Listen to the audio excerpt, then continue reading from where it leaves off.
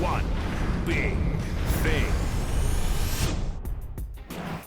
California Governor Gavin Newsom made history on LeBron James' television show The Shop when he signed a bill into law that will allow collegiate athletes to profit from their likeness in the state.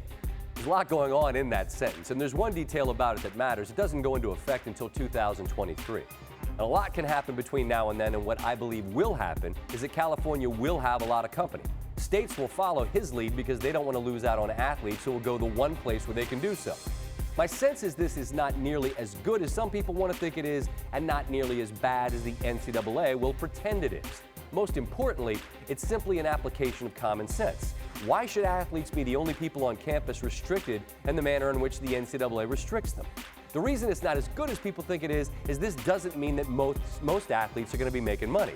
There are a lot of vocal supporters of the blanket statement that college athletes should be paid. To that, I ask these questions. Who and how much? Easy to ask, hard to answer. Just football and basketball? Just the really good players? Or would Zion have been paid the same amount as, say, Jordan Goldwire on Duke's bench last year?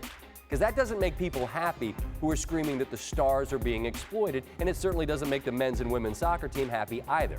Title IX is an interesting consideration here as well, although I've read articles that suggest it would not mean women's sports would have to be paid the same as men, but I honestly don't know the answers on that question. But that isn't what this is, and this isn't as bad as the NCAA wants you to believe, because all this is doing is allowing the athlete to benefit from his or her likeness. And how many athletes do we really believe that will be?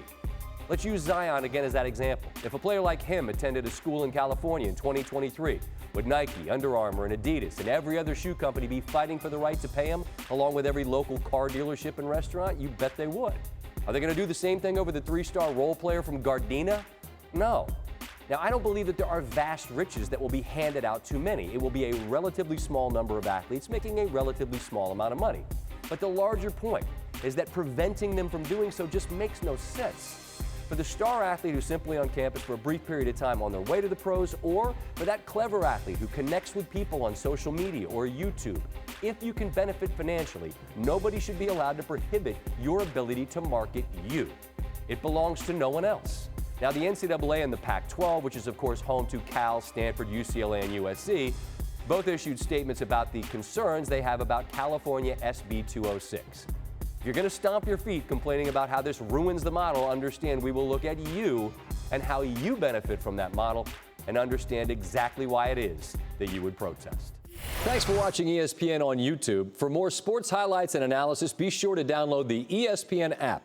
And for live streaming sports and premium content, subscribe to ESPN+.